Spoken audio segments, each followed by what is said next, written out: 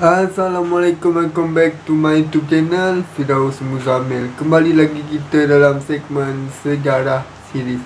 So kali ini aku nak membahas tentang teori konspirasi tentang kematian Upipin yang baru saja viral di TikTok beberapa hari. Kita akan merungkai kisah Upipin ni sama ada dia diangkat daripada kisah nyata ataupun sekadar fiction semata.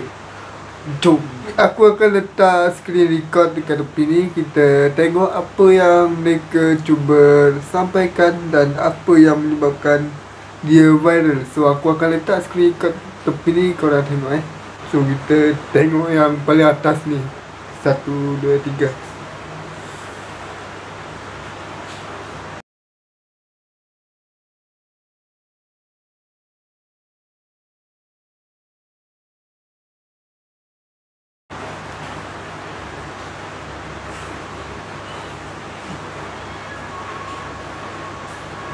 Upipin meninggal pada tahun 1965 dan 1966. Ternyata kisah mereka benar-benar nyata, bukan fiction semata. So dalam TikTok ni kata cerita ni diangkat daripada kisah nyata lah guys. So kita tengok video lain pula. Siap ada kubur lagi guys. Kita tengok kubur ni.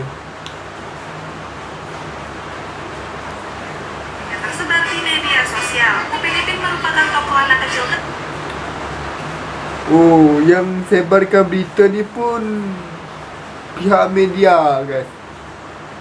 So agak mengejutkan.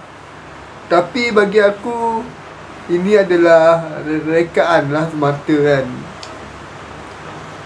Memang pernah kita dengar kan, ada sesetengah cerita kartun dia diangkat daripada kisah nyata, sepertinya SpongeBob, Shin-chan dan banyak lagi. Tadi aku ada tengok production ataupun penerbit cerita Upipin ni, dia post dekat dia punya YouTube. Dia kata itu hanyalah rekaan semata-mata guys. Korang tengok korang tengok Les Kopak punya ni, Les Kopak punya tu.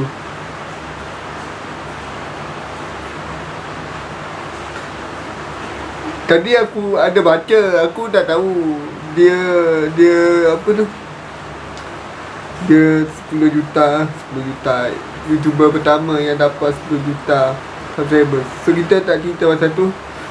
So tadi aku ada terbaca masa petang tadi, ada orang post ni, cerita Upipin adalah rekaan semata-mata dan ditulis sepenuhnya oleh Les Kopak Production.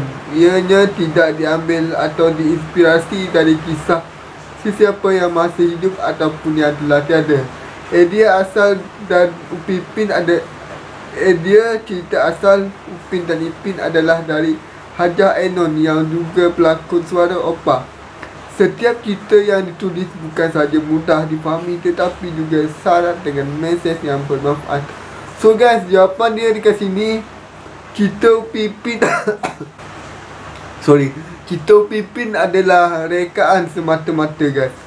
So siapa yang kata Upipin ni adalah cerita yang diangkat daripada kisah nyata, itu adalah teori konspirasi, itu adalah fake news. Yang share ni pun Batam News, iaitu mungkin siap ada verified. Mungkin ni adalah salah satu berita yang dipercayai di Indonesia. Tapi bila kita tengok komen dekat bawah ni, ramai netizen Malaysia yang marah. Kita dah dapat jawapan sebenarnya, yang Upipin ni adalah rekaan semata-mata guys.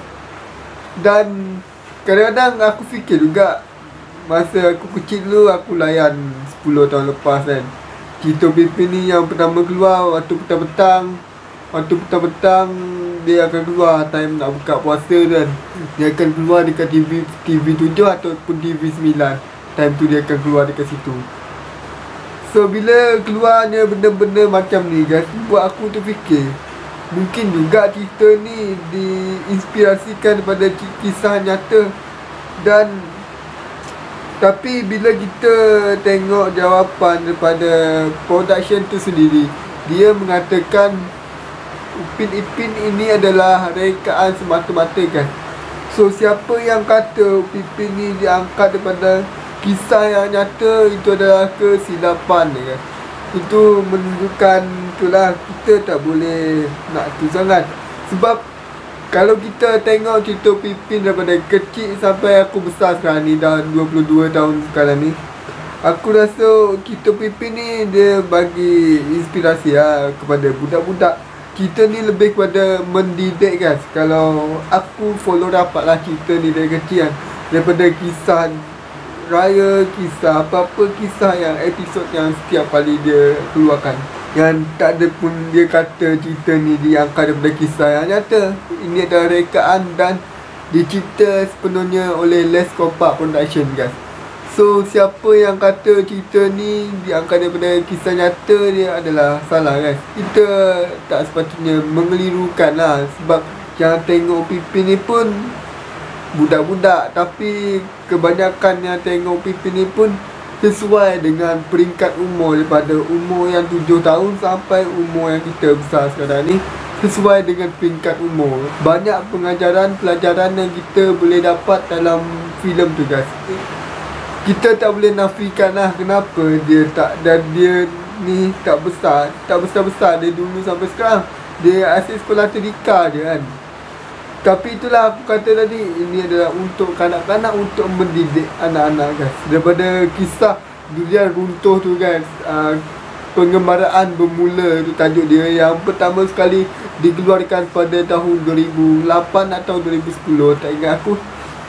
So itulah filem pertama yang Les Kopak keluarkan dengan durasi yang panjang lah.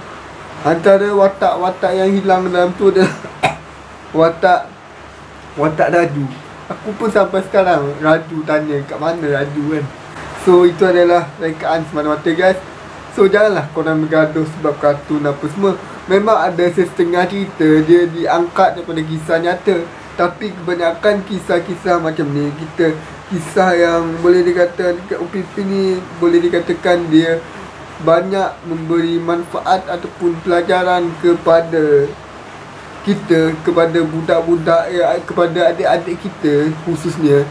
So dia banyak mendidik lah kan. So aku pun sekarang masih layan juga Upin Ipin ni. Show apa, lagi-lagi kalau bab-bab cerita yang raya dan puasa tu. So kau akan dapat feel raya, suasana kampung tu macam betul lah kan. So sangat sedih lah, kita dah 2 tahun tak dapat raya dekat kampung.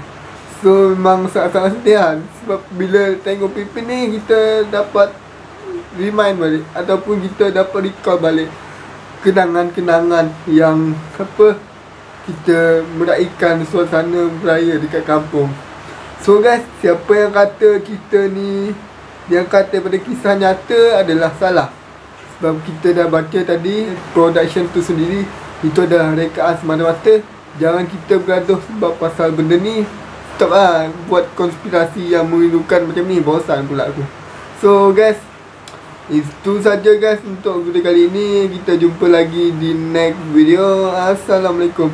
So aku akan rungkaikan juga kisah ni untuk selanjutnya, sebab aku search tadi kubur Upin Ipin tu kat mana, tak jumpa pun, tak ada apa-apa pun sebenarnya. So itu sajalah, kita jumpa next video. Assalamualaikum. Bagi korang yang baru datang dekat channel ni, jangan lupa untuk subscribe, like, share and komen ke bawah tentang video kali ini. So bye bye.